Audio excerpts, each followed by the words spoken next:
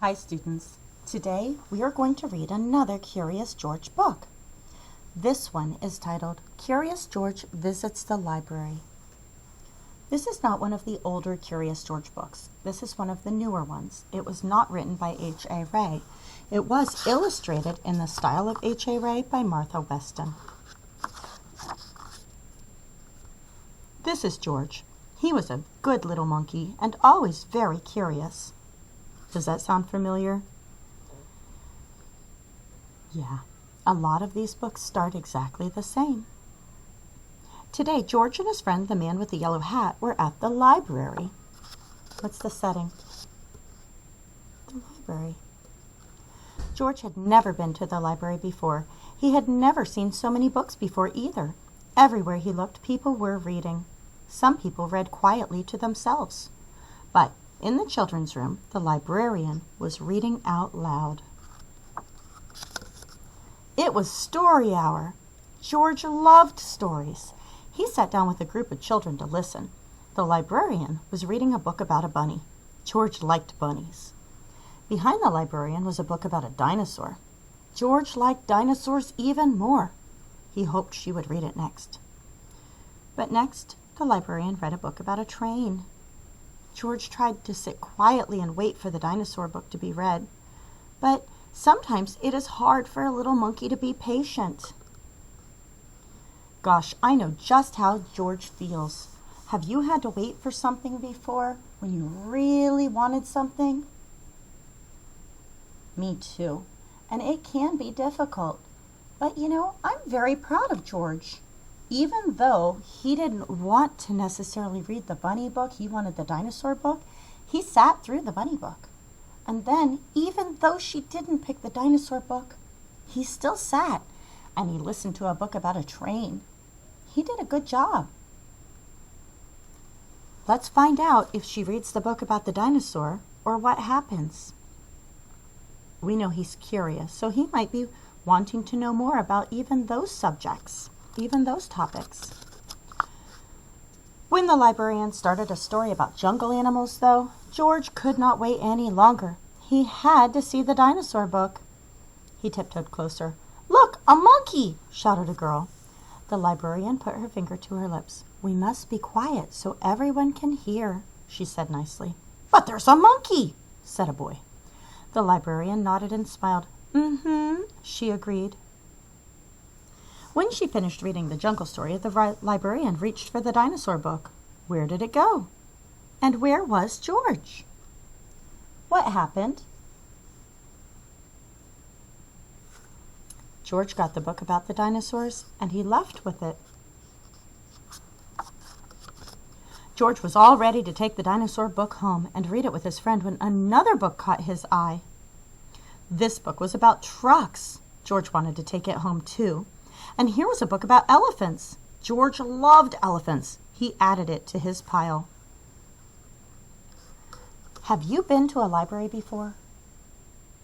Do you know what George is trying to do? He's trying to check out a book. Libraries are some of the coolest places on earth.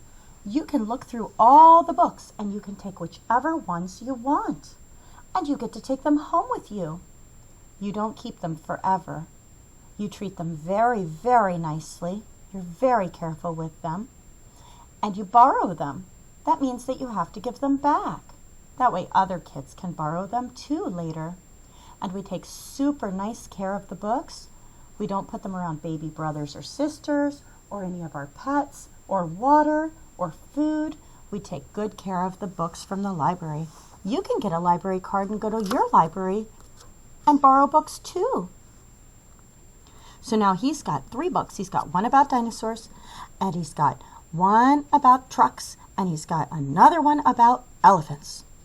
So now he has a pile. He has 3 books. George found so many good books, he soon had more than he could carry. He leaned against the shelf to rest.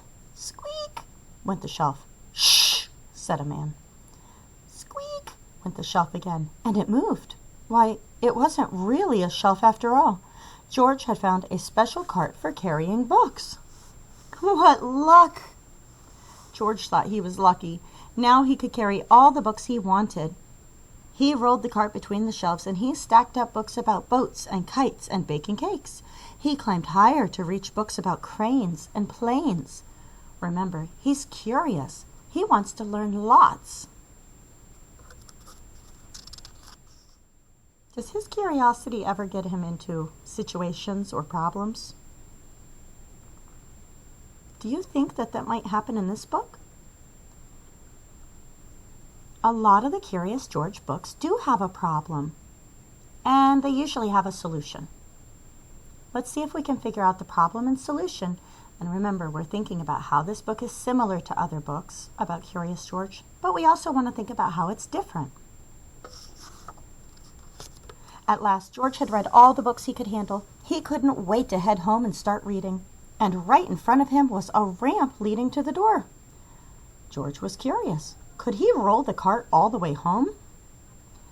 Down the ramp George went. The cart rolled faster and faster.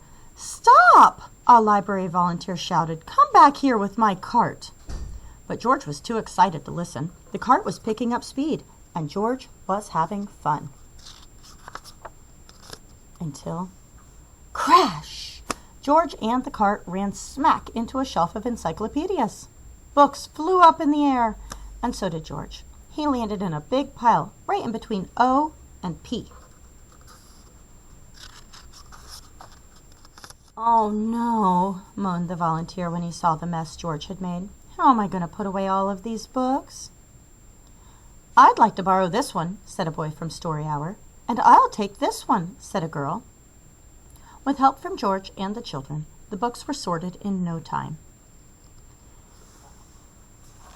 The reason he was worried about putting them all away is because at the library, each book lives in a very special place. They're all organized so that they go with things that are like them. All the books about trains would be in one place. All of the books about monkeys would be in one place. So they have to be careful about where they put them back. But all of these children helped, and George helped too. And soon there was just a small pile of George's favorites left. "Would you like to take those books home with you?" the volunteer asked George. Then he took George to a special desk and helped him get his very own library card. And that's what you need too.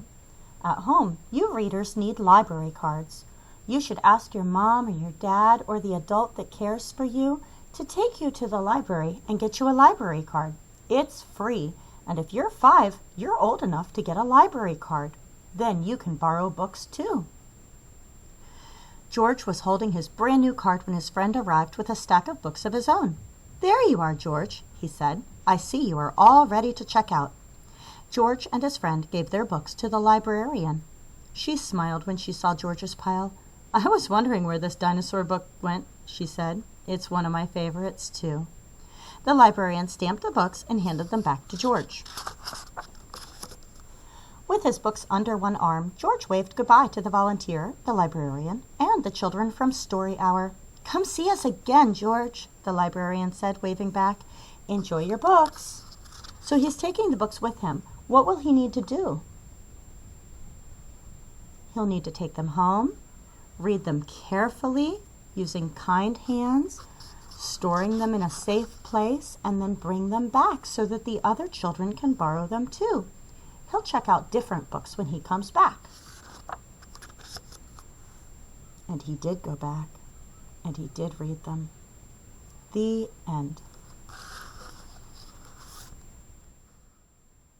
So this book is similar to the other Curious George books in that we still have some of the same characters. We still have George, we still have the man with the yellow hat, and we have some of the same problems and solutions. Once again, his curiosity got him into trouble, but at the end everybody was happy with him. That's a pattern in these books. But how he got into trouble and what the situation was and what the solution was, those things were different. Do you remember what they were? The setting is different too. What is the setting for this book?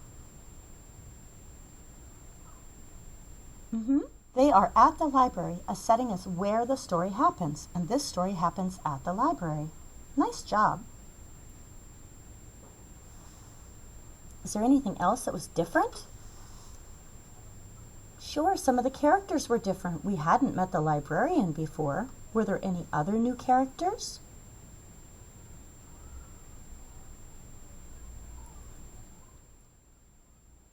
The library volunteer, sure, he was different as well. It's important to make connections to the other books that we've read before. It means thinking how they're similar and how they're different. Thank you so much for reading this one with me today. Remember, you should ask the adult in your life to help you go get a library card. They're free, and then you could read all the books you ever wanted to, about anything.